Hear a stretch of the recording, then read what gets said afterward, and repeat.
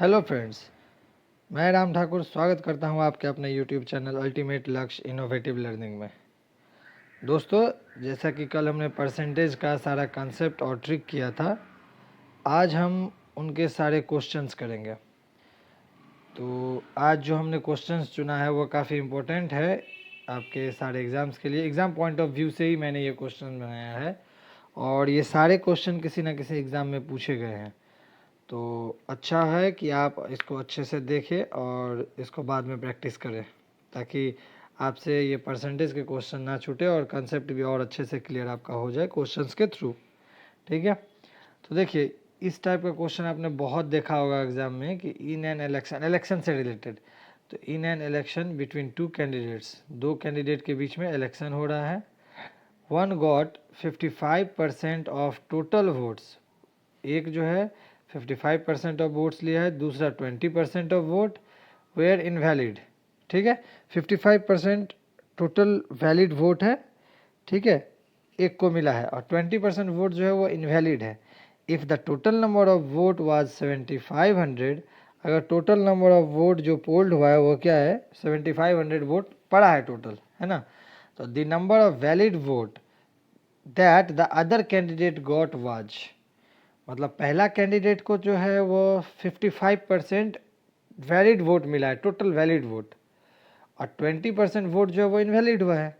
और यहाँ बता रहा है कि if the total number of votes was 7500, तो valid vote of the other candidate, दूसरे कैंडिडेट को क्या मिला है वो बता रहा है, मतलब मांग रहा है, पूछ रहा है। तो चलिए देखते हैं कि इसमें क्या करना है। टोटल नंबर ऑफ वोट हमारे पास है 7500, 20% वोट इनवैलिड है, तो इसका 20, तो वैलिड वोट कितना हो गया 80%, 100 माइनस 20 80%। अच्छा, तो टोटल वैलिड वोट क्या हुआ 7500 into 80/100, that is first candidate got 55% of the total valid vote, hence second candidate should get 45%। अगर पहले को 55 मिला है वैलिड वोट का, तो दूसरे को कितना मिलेगा 100 माइनस 55, दैट इज 45। अच्छा, तो valid vote that second candidate got क्या होगा, total valid vote x, sorry total valid vote into 45/100, क्योंकि 45% है, और टोटल वैलिड वोट यहाँ हमारा ये निकला है 75 into 80/100 into 45/100, that is equals to 2700। तो सेकेंड को कितना मिलेगा 2700। तो मुझे लग रहा है कि आपको समझ में आ गया होगा ये क्वेश्चंस। कुछ नहीं है इसमें, दो कैंडिडेट के बीच वोट होता है, एक को मिलता है 55% वैलिड वोट और 20% वोट जो है वो इनवैलिड है, और उसके बाद क्या है कि टोटल नंबर ऑफ वोट जो पड़ा है वो है 7500, तो दूसरे को जो है कितना वैलिड वोट मिला है। तो सिंपल बात है, एक को अगर 55 मिला है 100 में से, तो दूसरे को 45 मिला है, तभी तो वो दोनों मिलकर 100% होगा। उसके बाद हमने वैलिड वोट निकाल लिया कितना है, तो वो कितना है 20% इनवैलिड है, तो वैलिड कितना होगा 80%, और टोटल वोट है 7500, तो हमने 75 इंटू 80/100 करके वैलिड निकाल लिया, उसका 45/100 निकाल दिया, तो वो हो गया आपका total valid vote that second candidate got. Okay, चलिए द सेकेंड क्वेश्चन की तरफ। अब बोल रहा है, देखिए इस टाइप का क्वेश्चन बहुत पूछे जाते हैं एग्जाम में, चाहे वो एसएससी का एग्जाम हो, चाहे वो रेलवे का एग्जाम हो, चाहे वो और भी किसी स्टेट का जो है गवर्नमेंट एग्जाम हो, उसमें ये क्वेश्चन बहुत ज़्यादा पूछे जाते हैं कि 20% ऑफ ए का 20% बी के बराबर है, और बी का 20% and then B percent of 20 is same as, अगर ए का 20% बी है तो बी परसेंट ऑफ 20, तो 20 का बी परसेंट क्या है, तो पहले हम बी निकाल लें। तो देखिए 20% of A is equals to B, 20/100 into A is equals to B, हो गया। अब बी का 20% क्या होगा, b/100 इंटू 20, सिंपल जो परसेंटेज का रूल है। अब देखिए यहाँ पे b परसेंट ऑफ 20 क्या होगा, b/100 इंटू 20, ओके। और यहाँ पे देखिए इससे 20a/100 है b के बराबर, तो हमने b की जगह 20a/100 रख दिया, बाई 100 इंटू 20। तो इसको हमने जब सॉल्व किया तो क्या हुआ 4a/100 आ गया, तो 4a/100 दैट इज 4% ऑफ ए, तो क्या हो जाएगा इसका b परसेंट ऑफ 20 किसके बराबर होगा 4% ऑफ ए के बराबर होगा, यही निकालना है हमें। ठीक है, समझ में आ गया। यहाँ पे सिंपल सा कैलकुलेशन किया हमने, 20/100 इंटू 100, ओके, क्योंकि वो नीचे का दोनों है और ये जो है ये 20 तो आपके साथ मल्टीप्लाई में है, तो डबल जीरो से ये जीरो चला गया, 2 इंटू 2 4/100, सिंपल कैलकुलेशन है। तो 4/100 दैट इज इक्वल्स टू 4%, और ए दिया हुआ है तो 4% ऑफ ए। ठीक है, इस टाइप का क्वेश्चन बहुत पूछे जाते हैं, तो इसको आप अच्छे से करेंगे। देखिए, a student is multiplied by A number by 3/5। A student multiplied A number by 3/5। एक स्टूडेंट है जिसने किसी नंबर को 3/5 से मल्टीप्लाई कर दिया इंस्टीड ऑफ 5/3, यानी उसे क्या था, एक नंबर के साथ 5/3 से मल्टीप्लाई करना था, लेकिन उसने कर क्या दिया, 3/5। तो परसेंटेज ईरर क्या होगा कैलकुलेशन में, ये भी काफ़ी इंपॉर्टेंट क्वेश्चन है कि परसेंटेज ईरर निकालने का। तो let the number be x, number हमने एक्स मान लिया। अब क्या किया मैंने, हमने कि we should have multiplied by 5/3 करना था, तो करेक्ट रिजल्ट क्या होगा, 5x/3। यहाँ तो इजीली समझ में आ रहा है। बाई मिस्टेक हमने क्या कर दिया, 3/5, तो इरर क्या होगा, 3x/5। अब देखिए इरर निकालने के लिए क्या होगा, होना चाहिए ये, हो गया ये, तो अब क्या करना होगा, इसमें से इसको माइनस कर देंगे, तो आ गया आपका ये इतना इरर हुआ। अब देखिए इरर परसेंटेज निकालने के लिए होता है इरर बाई ट्रू वैल्यू, तो इरर कितना है, 16/15, 16x/15, और ट्रू वैल्यू कितना था, 5x/3। तो जब इसको डिवाइड कर दिए 5x/3 से, यहाँ पे जैसा हम देख रहे हैं, और इनटू 100 कर देंगे, तो वो हो जाएगा आपका क्या, परसेंटेज, तो that is equals to 64%। Very easy. पहले ट्रू वैल्यू निकालना है, फिर एरर वैल्यू निकालना है, ट्रू में से एरर को माइनस करना है, अब उसी से जो है परसेंटेज निकाल देना है, एरर परसेंटेज।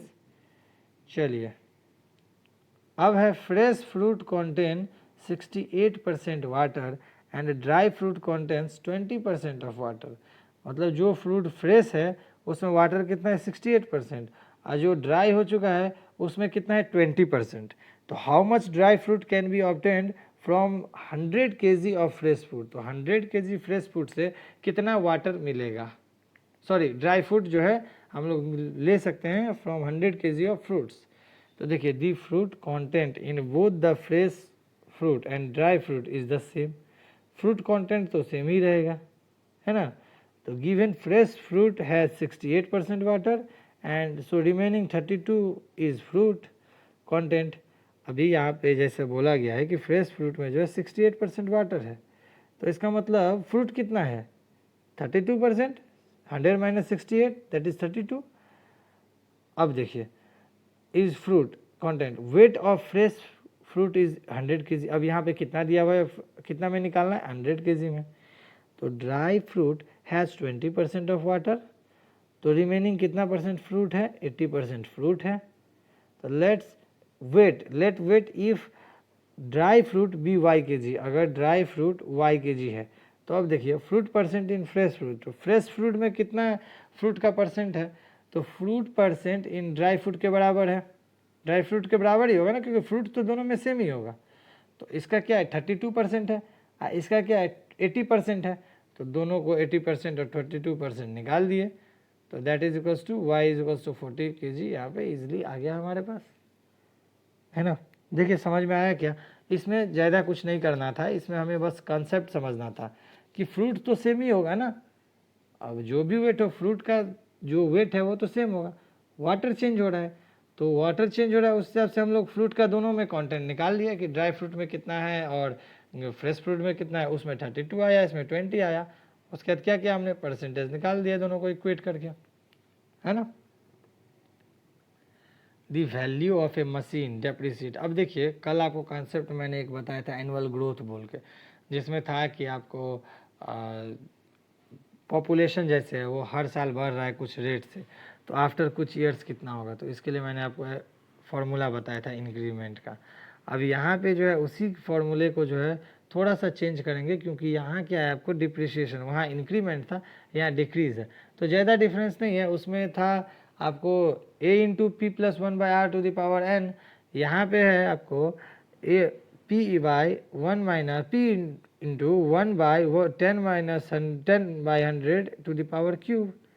अभी देखिए सिंपल फार्मूला पे हमने पुट किया यहाँ पे डिप्रिसिएशन 10% है 3 ईयर्स एगो, एंड 8748 जो है इसका वैल्यू है, प्रेजेंट वैल्यू। तो परचेज प्राइस क्या होगा? तो very easy, 8478 divide by 1 minus 10/100 to the power 3। Solve करते हैं तो ये 1 माइनस 10/100 10/9 10/9 10/9 आया, that is equals to the power 3 है, इसलिए 3 बार इसको लिखे हैं। सॉल्व कर दिए तो आपका आंसर आ गया 12,000। ठीक है, जस्ट फॉर्मूला में हमने पुट किया और कुछ नहीं। अब देखिए, a man spends 35% of his income on food.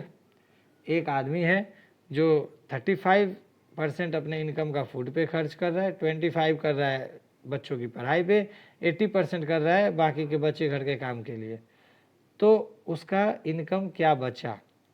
मानते हैं एक्स उसका इनकम है। तो अब देखिए 100 माइनस 80, क्योंकि 80 तो जा रहा है आपका रिमेनिंग पे, परसेंटेज ऑफ एक्स, इतना परसेंटेज ऑफ ये किसका 100 माइनस ये दोनों भी आपका खर्च हो रहा है, तो इसको भी प्लस कर दिया और 100 में से माइनस कर दिए, तो ऑफ एक्स। तो ये आपका बन के आया 20% of 40% of x, that is 20/100 into 40/100 into 100, क्योंकि परसेंटेज निकालना है।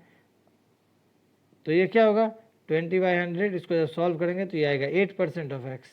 तो बोल रहा है यहाँ पे कितना बच रहा है, वाट परसेंट, तो 8% ऑफ एक्स, उसका 8% बच रहा है। If the book price is first decrease by 20%, एक बुक है जिसका प्राइस को जो पहले 25% घटाया गया, उसके बाद 20% बढ़ाया गया, तो net change in the price will be. तो बहुत ईजी है, ओरिजिनल प्राइस क्या है हमारे पास 100 मान के चलते हैं ऐसा। तो अब देखिए 20% 25% बढ़ाया गया और उसके बाद 20% घटाया गया, तो सिंपल फाइनल प्राइस क्या होगा 120% ऑफ 75% ऑफ RS 100। 75 क्यों? क्योंकि 25 अगर डिक्रीज किया गया है तो बढ़ाया कितना 75%, और 20% इंक्रीज किया तो घटाया कितना 80%। तो खैर उसको नहीं देखेंगे हम, यहाँ पे डायरेक्ट हम फॉर्मूला में पुट करेंगे। जो फाइनल प्राइस है वो 20% इंक्रीज किया गया है तो 120% होगा, लास्ट में तो वही हुआ है। और पहले क्या हुआ है 75% इंक्रीज 75% है, क्योंकि 25% डिक्रीज किया गया है, तो 100 का 75% ही तो बचा। तो इसलिए 100 इसको सॉल्व किया तो आंसर आया 10, और हमारे पास पहले प्राइस क्या था 100, तो परसेंटेज क्या हुआ 10% हुआ, क्योंकि कितने का आपको डिक्रीज हो रहा है 10 का, कितने में 100 में, परसेंटेज निकालना है इंटू 100, दैट इज 10। ठीक है, चलिए। A student has to obtain 33% of the marks to पास।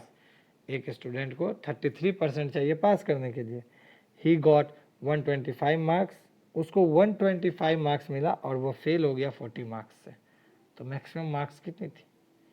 तो इस क्वेश्चंस में जो है हमें देखना है कि कैसे जो है इसको हम लोग सॉल्व करेंगे, ये अभी पता चलेगा आपको। Given that the student got 125 marks और 40 मार्क्स से फेल हो गया, तो यानी 165 मार्क्स अगर इसको आता तो वो पास हो जाता। तो 165% क्या है 33% है टोटल मार्क्स का, तभी तो वो पास होता, क्योंकि पास 33% में है। तो हम मान के चलते हैं 33% ऑफ टोटल मार्क्स जो है वो इक्वल टू 165 होगा। इसको सॉल्व कर दिए तो टोटल मार्क्स कितना आ गया 500। अब अगर आप इसको क्रॉस चेक करना चाहेंगे तो 500 का 33% निकालिए तो आपको 165 के बराबर हो जाएगा, और ये 165 कहाँ से आएगा 125 प्लस 40। ठीक है, देखिए अब 405 sweets were distribute equally among childrens. कुछ बच्चे हैं जिसमें 405 स्वीट्स को इक्वली बांटना है। ठीक है, such a way that number of sweets receive by each child is 20% of the total number of children. जितना भी स्वीट्स रिसीव होगा प्रत्येक बच्चे को, वह क्या होगा टोटल नंबर ऑफ चिल्ड्रन का 20% होगा। तो how many sweets did each children receive, तो हर एक बच्चे को प्रत्येक बच्चे को कितना स्वीट्स मिलेगा। तो देखिए नंबर ऑफ चिल्ड्रन x मान लेते हैं टोटल। तो अब देखिए 20% of x into 20% of x, इतना ही तो मिलेगा ना हर एक बच्चे को, और वो किसके बराबर है 405। 20% ऑफ x किया तो क्यों, क्योंकि 20% मिलना चाहिए एक्स का हर एक बच्चे को, और टोटल कितना है, एक्स स्वीट है तो एक्स इंटू इतना कर दिए, दैट इज इक्वल्स टू 405। इसको सॉल्व किए तो एक्स इज इक्वल्स टू 45 आ गया। तो टोटल नंबर ऑफ चिल्ड्रंस कितने हो गए आपके, 45। और तो नंबर ऑफ स्वीट्स क्या दिया जाएगा, 20% of 45, that is 20% of 45, that is 9। Okay, चलिए अब है ये सैलरी बेस्ड क्वेश्चन भी काफ़ी पूछे जाते हैं, तो इसको भी ध्यान से आप देखिए। A's salary is 40% of B's salary. A का सैलरी किसके बराबर है, 40% ऑफ बी, और सी का सैलरी है आपका 40% ऑफ, सी का सैलरी है 25% ऑफ सैलरी, बी का सैलरी 25% ऑफ सी सैलरी। तो हमने क्या किया, 25% ऑफ सी निकाला, वो बी के बराबर है, और बी कितना है, 40% ऑफ बी, ए का सैलरी, तो इसको 40% निकाला। तो हमें बोल क्या रहा है कि ए का सैलरी सी का कौन सा परसेंट है, तो ए का सैलरी निकालना है सी के परस्पेक्टिव में। तो हमने कुछ नहीं किया, 40/100, माफ़ कीजिएगा यहाँ 52 नहीं होगा, 25 होगा, 25/100 इंटू 100। ठीक है, कैसे किया हमने कि 40% ऑफ बी निकालना है, ए का सैलरी क्या है 40% ऑफ बी, और बी का सैलरी क्या है 25% ऑफ सी। तो हमने क्या किया, बी के जगह पे जो है सी का 25% डाल दिया, वो बी के बराबर हो गया। तो 40% ऑफ ये जो है ये आपका ए के बराबर है।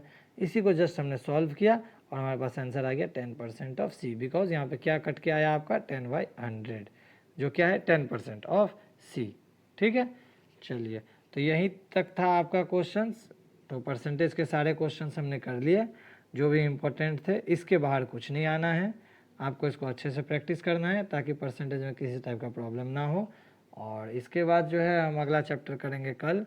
तो तब तक के लिए धन्यवाद, सेफ रहे, अच्छे से पढ़े और पूरे क्वेश्चंस को आप प्रैक्टिस करें।